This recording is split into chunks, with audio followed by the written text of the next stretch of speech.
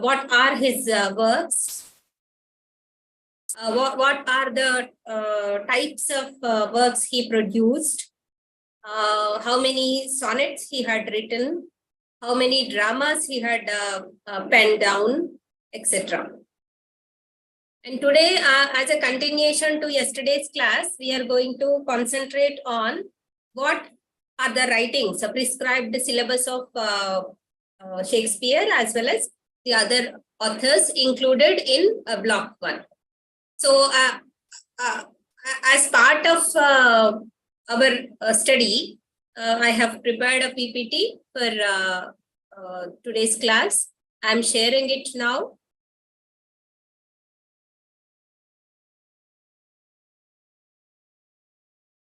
So for all of our convenience, I am switching off my video. Please carry on with the PPT.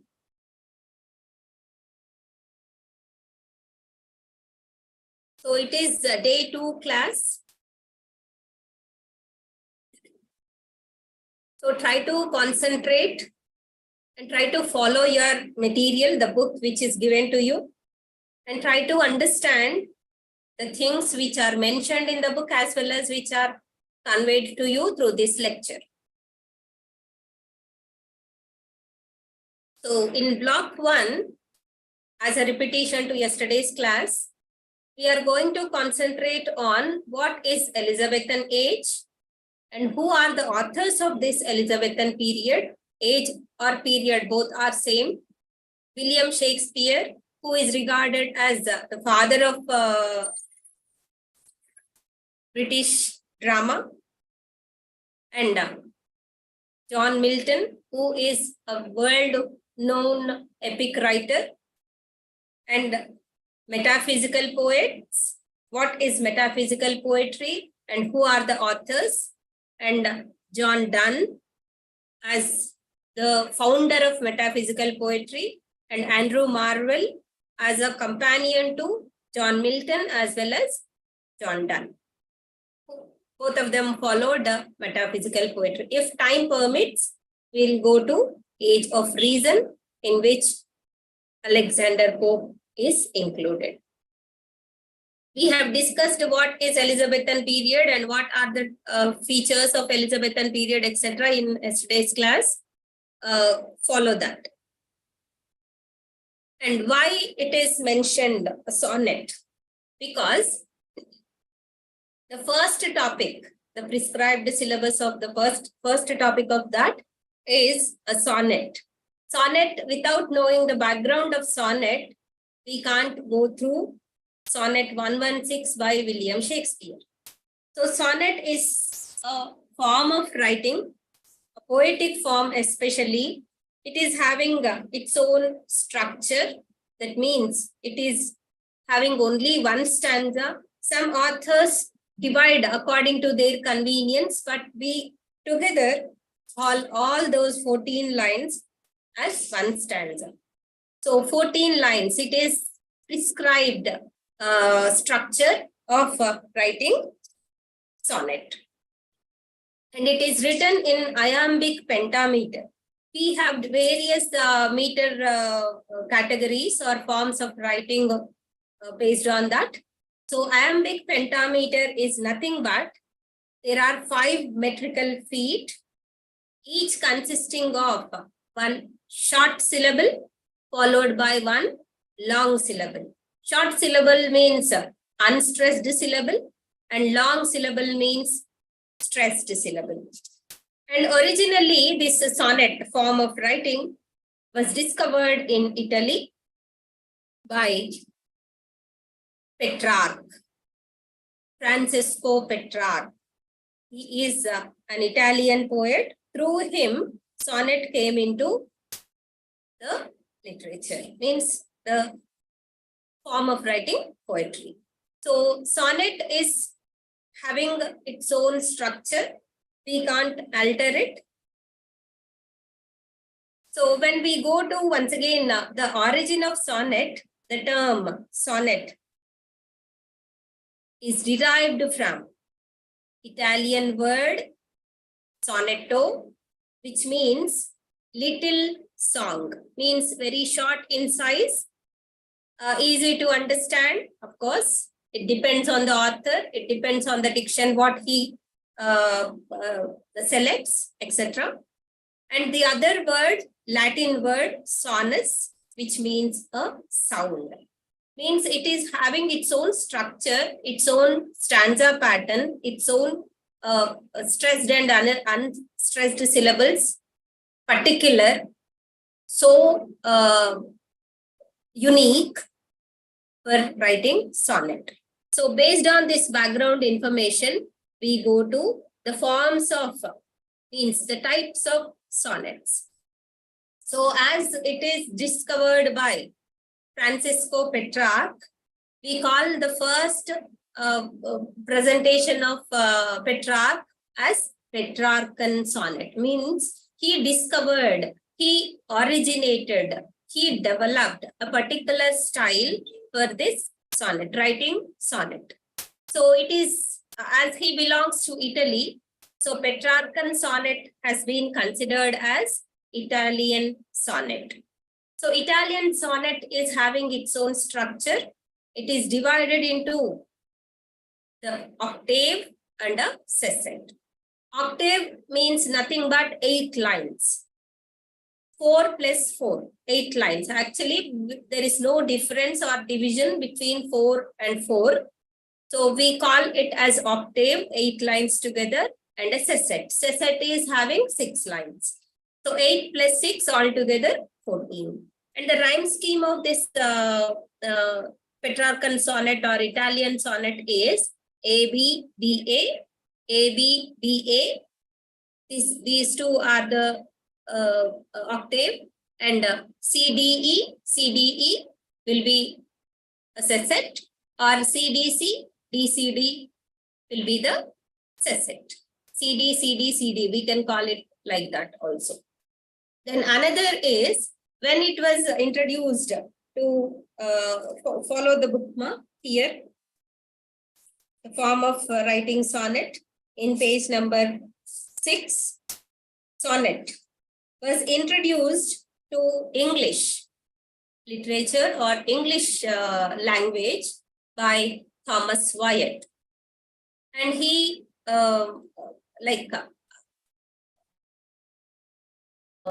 a chance to the other authors to develop their own way of writing of sonnets. So in that way, William Shakespeare adopted his own style of presenting a sonnet that is regarded as Shakespearean sonnet or English sonnet.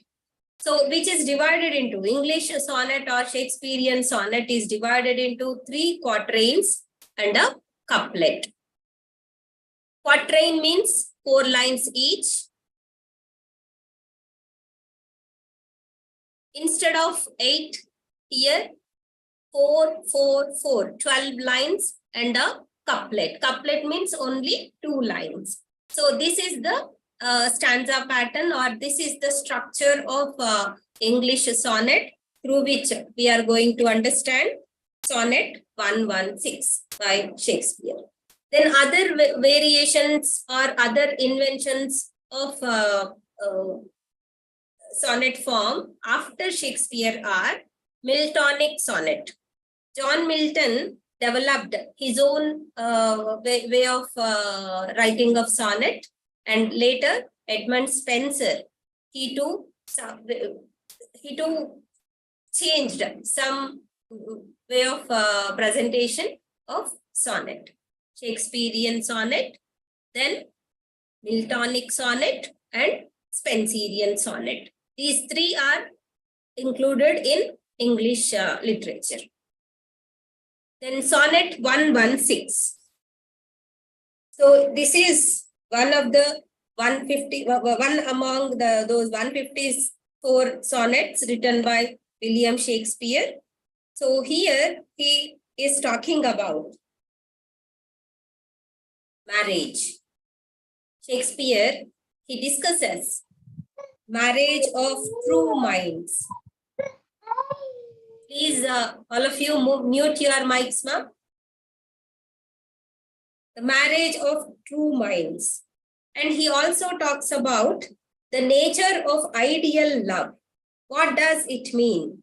What does love mean actually? What is the reason behind marrying? What are the interests of these lovers, etc.? So this number is given 116 among those 154, and he compares love to a star. That means star, always visible, always exists. So in that way, true love always exists. It doesn't care for the time, the change which happen in the body, the relationship, etc. So the themes of this poem are time, love, and nature of relationships. So when we go deep into the poem here, he compares love to a star because that star is always seen on the sky. Though it is a daytime or nighttime, it never changing its appearance or its existence. And it is real. The star is real as well as permanent, which stays always in the sky. It never changes its position. It never changes its existence. And it is something through which a person can count himself. The nature of a human being must not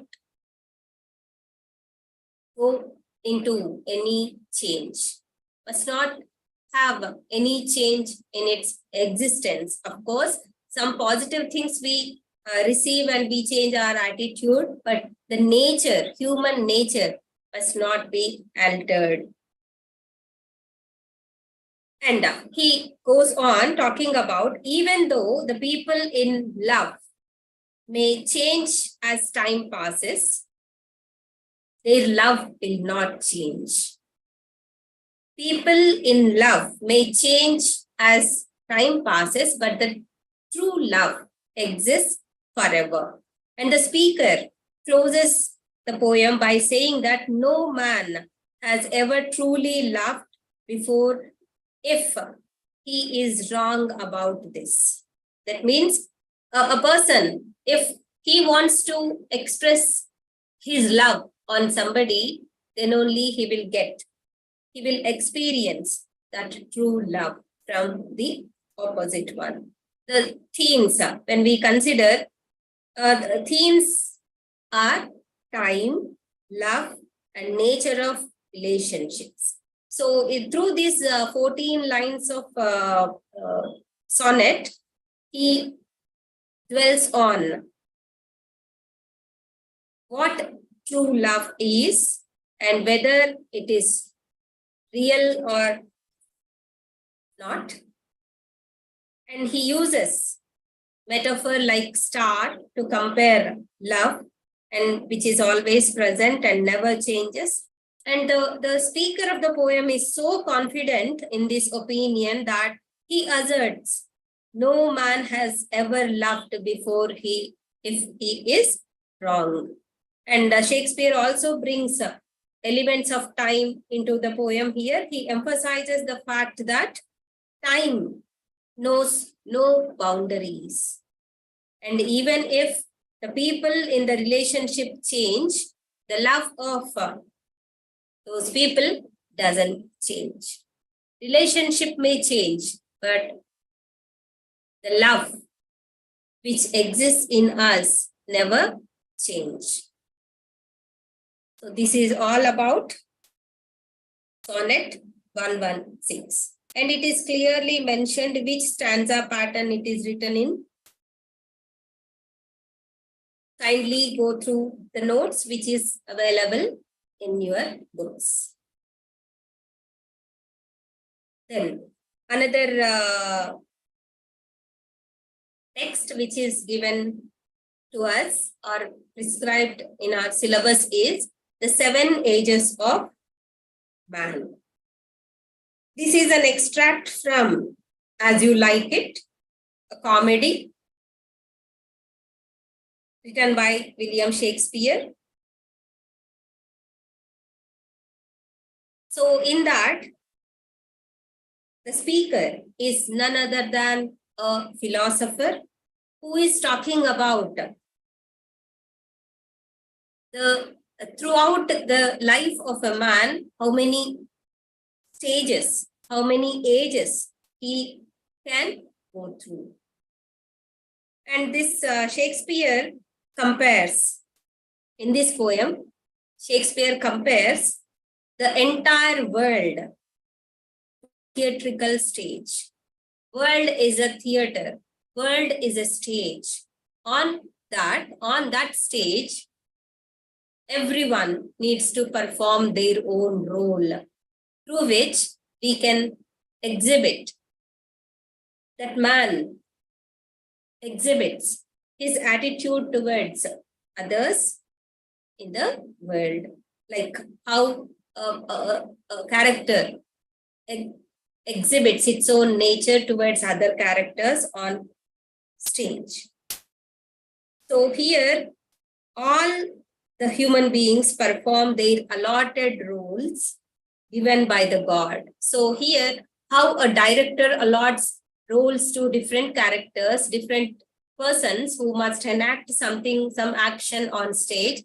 Similarly, God here in this world allots all our roles so that we need to perform the same prescribed roles on stage. So every individual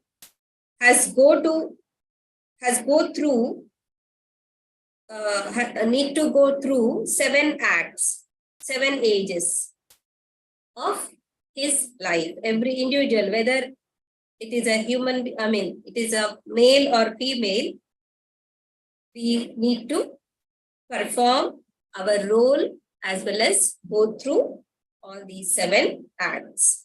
So he has divided human life into, Shakespeare had divided the human life into 7 stages throughout life, or 7 phases, we can also say. And each stage or each phase having its own qualities and characteristics. And this Shakespeare considered the world as a stage, and men and women are none other than the actors. So when we call this first stage, in this phase of human's life or man's life, he appears as a child in the world. So as a child, he is helpless creature. He always depends on the other. And he cries in the arms of his nurse, none other than his mother, for one reason or the other. Through cry, he conveys his pain or pleasure. Cry is not only like it expresses its own tears, but also cry is a sound also, we call it as cry. So through cry, the child conveys his feeling, his emotion, his pain, his problem, whatnot. Then second stage, the next phase of human's life appears as a child, continuation to that. But in that phase, in second phase, he goes to school. The child goes to school with the bag hanging from his shoulder, and he goes to school creeping like a snail, because children generally doesn't like to attend a school. And he marches to the school unwillingly because some sort of discipline is imposed on that children. So that is the reason why it is unwilling. It is not at all interested kind of act for school-going children. And the third stage of human's life is, here the man becomes somewhat adult or teenage, and there he plays the part of a lover. He grows into a young man, having full of desires, ambitions, and dreams. And he becomes romantic young man. So he is so energetic and he tries to show all his energy to the world. And he is emotional as well as jealous at this particular age. And he quarrels with others for his honor or grace. In order to prove himself, he always involves in quarrels. And he expects all the time fame, popularity at this third stage. And the fourth stage is continuation to that third stage, and he becomes a foul-mouthed soldier.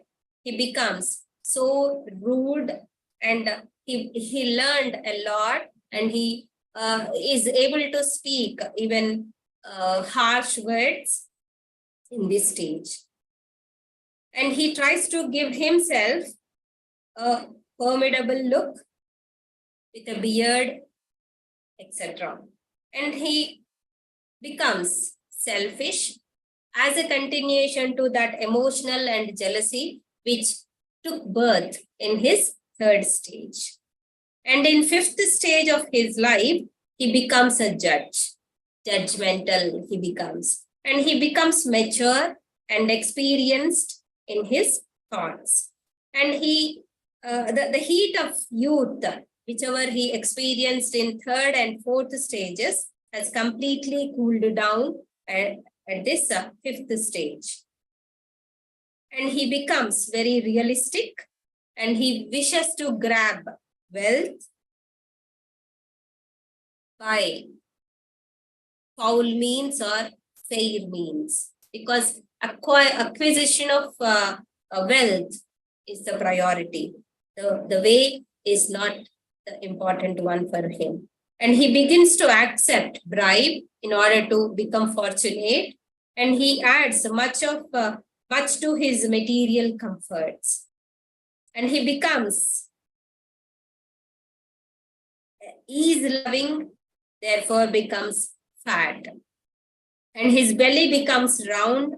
He eats healthy food, whichever he likes to eat. And his eyes becomes dull, and he grows the beard of formal cut. Means a kind of philosophical attitude he starts exhibiting. And in the sixth stage, he grows old. And he looks quite ridiculous in his movements. He wears glasses because of poor eyesight, and his shoes becomes wide for his feet, and his voice suffers a change. A slight quiver adds to his voice, is added to his voice, and he becomes shrill and quivering whistle-like. And in the last stage, in the final stage, the man turns into a child once again. He seems to forget everything. He seems to be so weak, and he becomes toothless. His eyesight is weakened, and he is deprived of taste, and he is he is ready to leave the world. So in these 7 stages, Shakespeare portrays the man's life in a sarcastic manner with some sort of cynicism. And each stage, man imagines himself great and important, but there is something ridiculous in his behavior all through his life. So Shakespeare described each of man's life stage with great economy of words. If we look at the text, we come to know all those things with some sounds like mewling, infant's cry, creeping like a snail, etc., through which he is trying to show the real condition of a man there. So try to go through the notes to understand it better. If possible, try to search another sources. And this 7 Ages of Man looks like a monologue or soliloquy when it is read in isolation.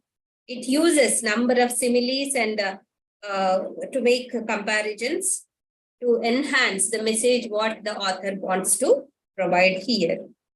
The speaker here had divided man's life into 7 stages through which the whole life of a human being can be understood in a better manner. Then John Milton. John Milton's Puritan age. Before going deep into the syllabus given to us by John Milton, we need to know what is Puritan age. So Puritan age may be seen as rebirth of moral nature of man.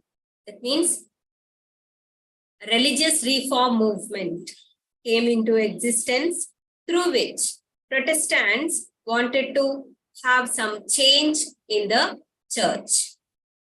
So of course, some changes, some reformation already took place in the Church of England, but these Protestants did not feel happy with the changes adopted by the Church of England. So they wanted to have a complete purification of the church.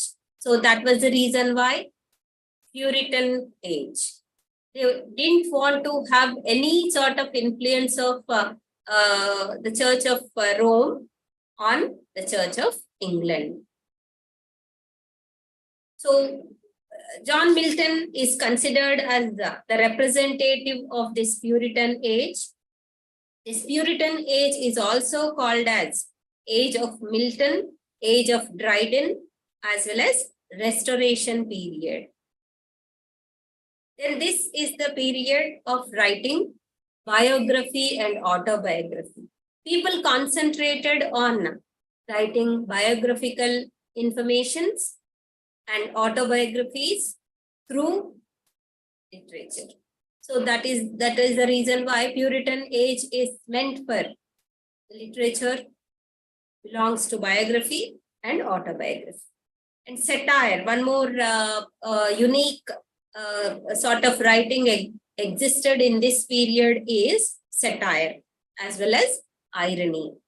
So irony and satire got fame in this Puritan age.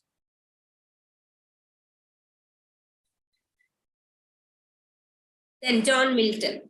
John Milton is considered as the most significant author after Shakespeare. And he wrote a number of prose and poetry, and he is better known for his epic, the greatest epic of English literature, Paradise Lost. And the poetic style of John Milton is also known as Miltonic verse. When it is of sonnet, Miltonic sonnet. When it is epic, Miltonic epic, or blank verse. Paradise Lost had been written in blank verse.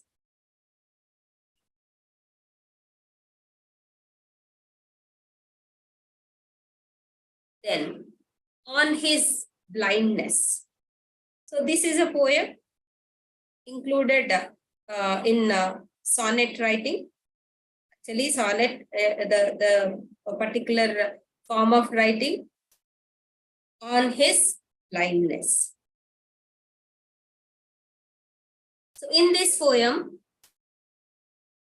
the speaker is none other than John Milton. It is an autobiographical sonnet in which Milton expresses his feelings as a blind person.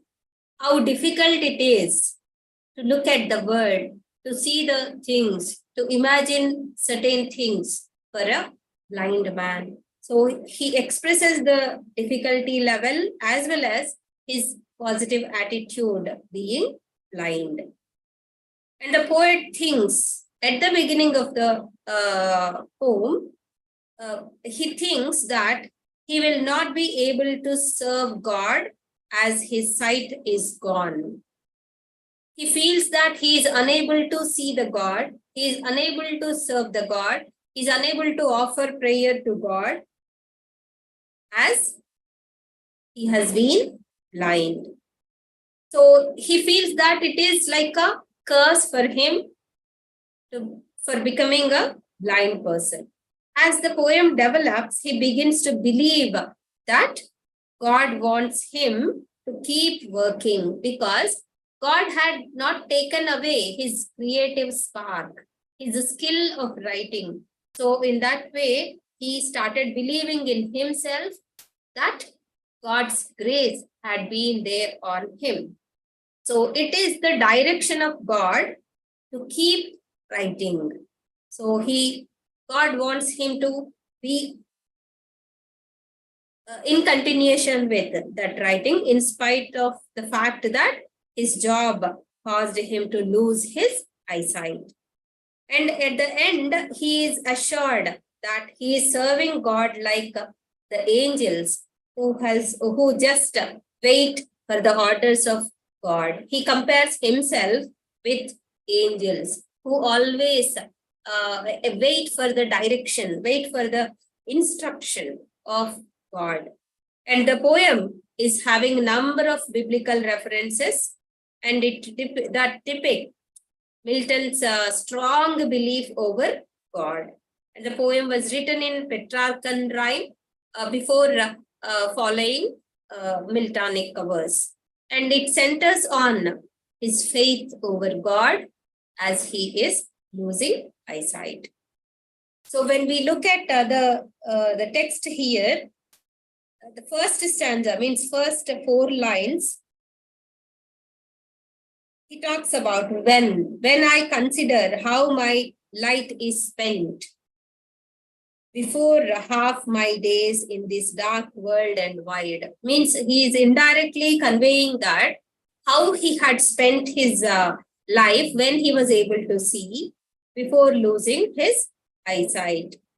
And he felt that half of his life or sight, because he was able to see there, half of his intelligence had been spent in serving humanity. But now it is a time for him, as he has lost his eyesight. So he has other half life is in dark and wide and challenging. So he wanted to write, but because of this blindness, it was useless for him to, it was difficult for him to write. So in that way, he depended on God to continue his work. And he laments over the loss of his eyesight and wonders what his talent means if he doesn't have that eyesight. And then in the second stanza, he laments of poets. The laments of the poet turns into desire and wonder. He says that he desired to serve his maker, means none other than the God, but because of his blindness, he cannot do. And he wonders if God still wants to serve him in spite of all these problems. The poet says, this is a foolish thought often haunts him. And in the third stanza, the poet says that when such a foolish thought comes into his mind, the patience at once comes to reply that the work of man doesn't please God, but the one who remains patient and content with what he has is most liked by God. That means what? A human being must feel satisfied with what he possesses. So in that way, he can achieve God's grace or blessing. Then God has a huge kingdom, and there are thousands of angels who remain in motion to carry on God's order. So they never take rest. They never feel dull. So the poet compares them with those who have a talent and use that talent in the world. And at the end, in the couplet, there are some other angels who serve God by standing and waiting before God. So according to him, their service is equally valuable to God.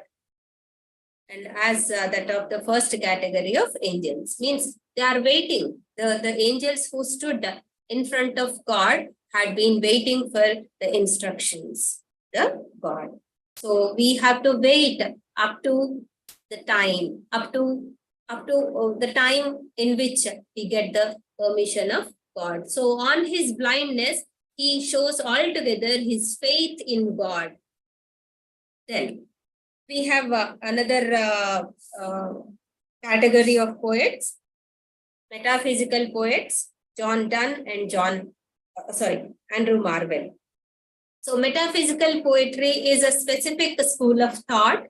The term was coined by Dr. Samuel Johnson, to a group of poets who followed peculiar characteristic features in their writings. So this metaphysical poetry, the word is the origin of metaphysical poetry came from meta, which means after.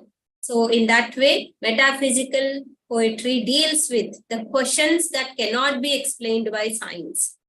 Philosophical they are. Then the themes of metaphysical poetry is spiritual and has often metaphysical poetry deals with religious themes. And the characteristics of metaphysical poetry are, I have included only few, there are number of. Metaphysical poetry is so complex to read, to understand even, because of the language, because of the way of presentation, because of some unfamiliar kind of expression. And the metaphysical poem or poems filled with far-fetched comparisons. So a common reader cannot feel comfortable because of these comparisons. Not at all regular comparisons. And the use of complicated imageries. Metaphysical poems use complicated imageries a learned man can only understand. An intellectual fellow can only understand these things. And the words which are selected, which are used in metaphysical poems, are from different branches of knowledge. So in this way, metaphysical poetry is a little complex in nature, little difficult to understand, as well as metaphysical poetry is having some peculiar things like it opens abruptly. So that abrupt kind of opening gradually attracts the attention of the readers here. Then, John Donne. John Donne is a poet, a satirist, a lawyer, and a priest. So he wrote satires, love poems, elegies, and as a priest, he has delivered some sermons. And he wrote on the subject matter like religion, sexuality, love, and death. And his majorly focused themes are religion, death, and hereafter. What happens after death? And love as both physical love and spiritual love. Then interconnectedness of humanity, how all of us are linked with one another. These are the general themes selected by or opted by John Donne in his writing. Then a sonnet included in our syllabus by John Donne, that is, Death Be Not Proud. So this is, he wrote altogether 19 sonnets. This is a holy sonnet 10. He follows the Elizabethan or Shakespearean sonnet form. It comprises of 3 quatrains and a concluding couplet. And Donne has chosen the Italian or Petrarchan rhyme scheme in first 2 quatrains, grouping them into octet. An octet typical of the Petrarchan form. Then he switches the rhyme scheme in the 3rd quatrain, C, D, D, C, and then a couplet rhyme, E, E. So altogether, John Donne focuses on how death is helpless, how death is not at all a domineering one over the minds of the people. So death, usually we feel that death is the supreme. Death is the ultimate ruler. So death is personified here as an enemy. Personification means nothing but treating death as the companion with whom we are talking here. So the speaker makes it clear that the speaker of the poem clears that he is not afraid of death, and he doesn't believe that death should be so confident in himself. So in that way, some ironic kind of expression is given to us, given to the readers. And readers need not to be afraid of death here. And death's straight confrontation is not at all anything to be afraid of it. But the death will ultimately be defeated by something even greater.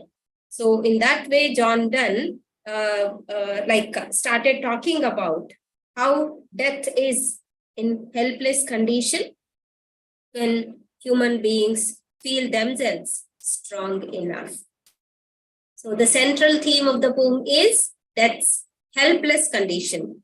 The poem expresses the poet's feelings while making fun of death's position, death's existence, and making the case that it is not something to be feared or respected or revered. And our souls are born via death. Means when we die, then only we'll get a chance to take one more birth. So as a result, it should not think of itself as strong, because just death is a medium. Death is a way to be born again. So in that way, death must not feel itself as strong enough or unbeatable. So poet also views dying as a great pleasure. Dying, facing death as great pleasure. Like it is nothing but a long sleep. It is nothing but relaxation. And he also convey that death is nothing but some experience with the medications. And both a realistic portrayal of death and a strong belief in the hereafter is given through this poem.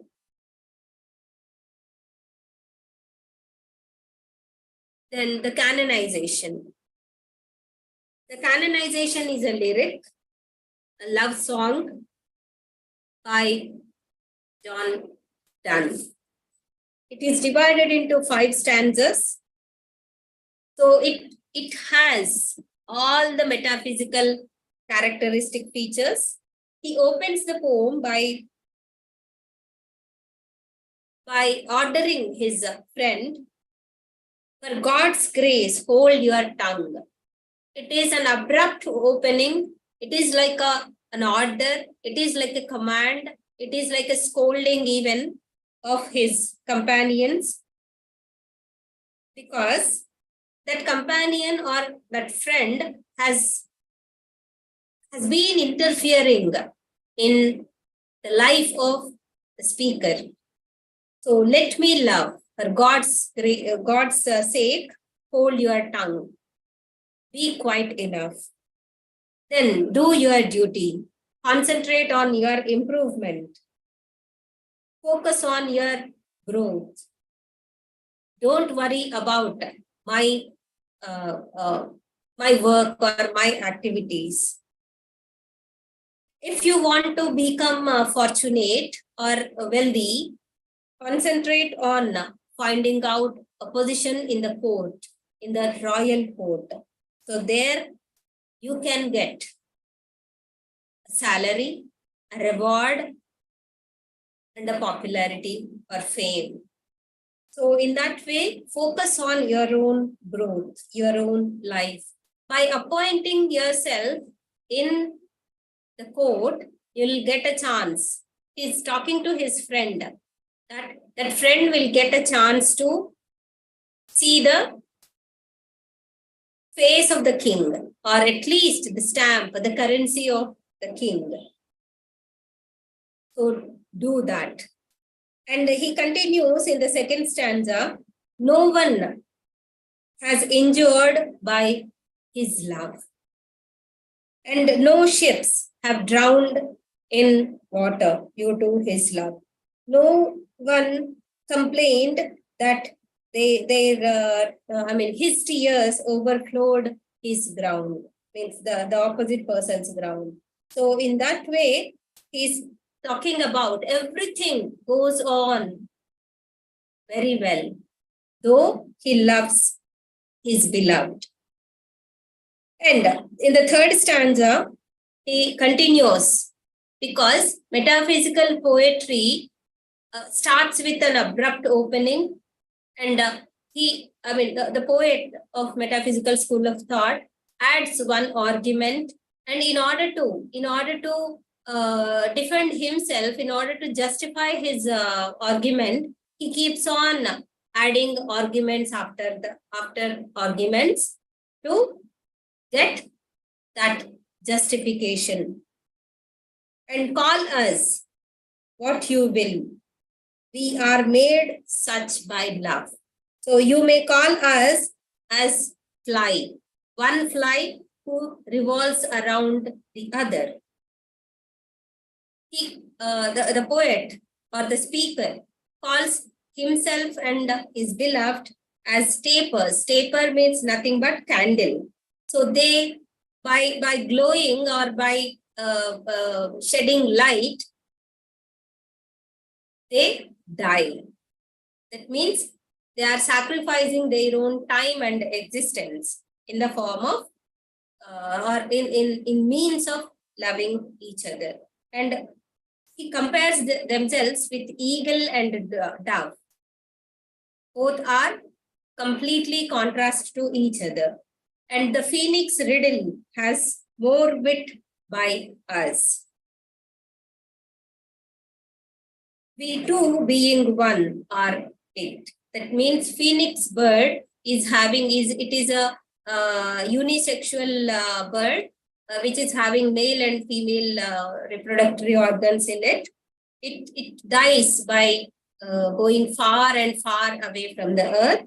By reaching the sun, it burns and it dies. After that, from the ashes, it takes birth. This is the riddle, so which can be understood more easily by the poet or the speaker as well as his beloved.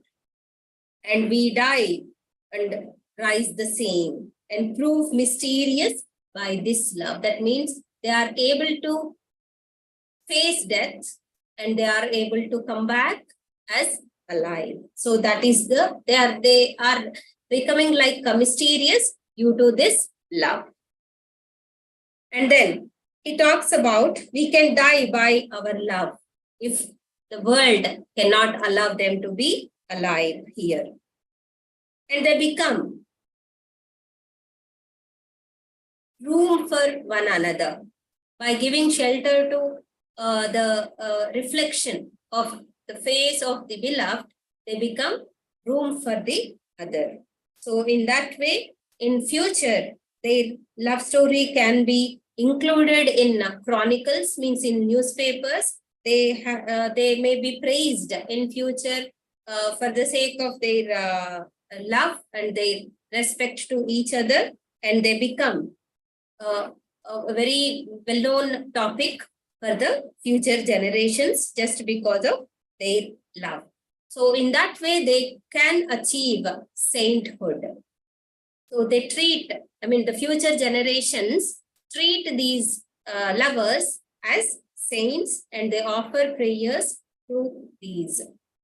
So the last stanza is like a hymn or a praise song expected by the future generations by the speaker here. So in that way, it maintained all the metaphysical characteristic features. Canonization. The main theme of canonization is love itself. Then Andrew Marvell. Andrew Marvell is a metaphysical poet, a disciple to John Donne, and he is a satirist and a politician. He was a close friend of even Milton. And then he wrote on Paradise Lost. Paradise Lost has been considered as one of the greatest epics of English literature. So he wrote first criticism on Paradise Lost. Then in this on Milton's Paradise, on Mr. Milton's Paradise, it is actually an ode. We'll discuss in the further classes what is ode and all. So it is running of time. So I'm trying to complete the poem itself. And it is an ode, and in which he criticized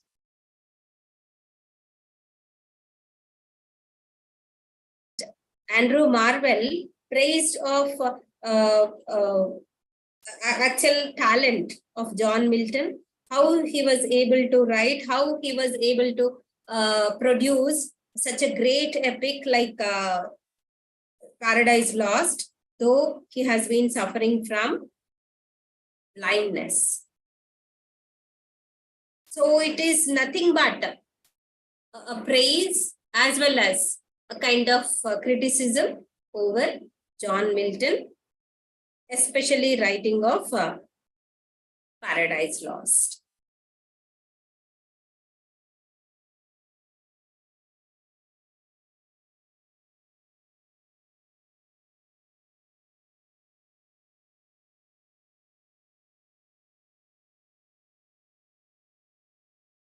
Shall I conclude here?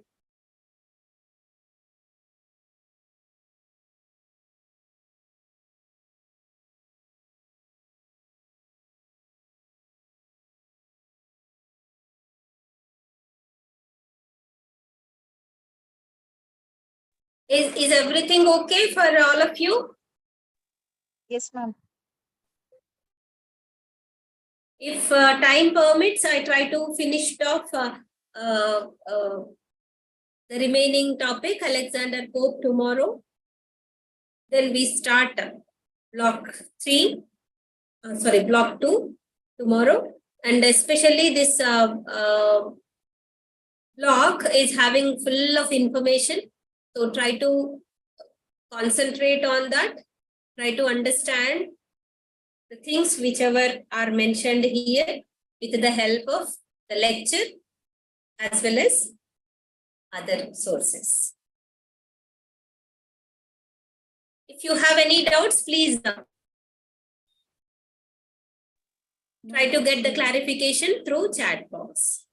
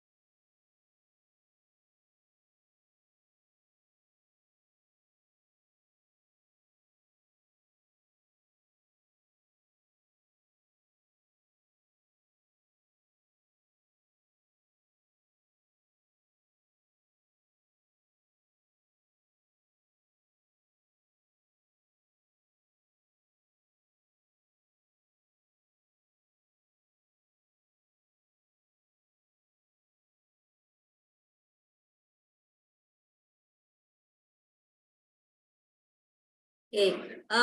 Couplet is nothing but the last two lines, ma. 2 lines of a sonnet. Through that couplet, the poet, the sonneteer, ends his explanation or his expression by getting a conclusion. So couplet gives us the end part, end note of the poem here. So whichever he has been talking about in the previous lines in octave or in 3 quatrains. So in couplet, he gives an end to that expression. Jabin, is it okay? Okay.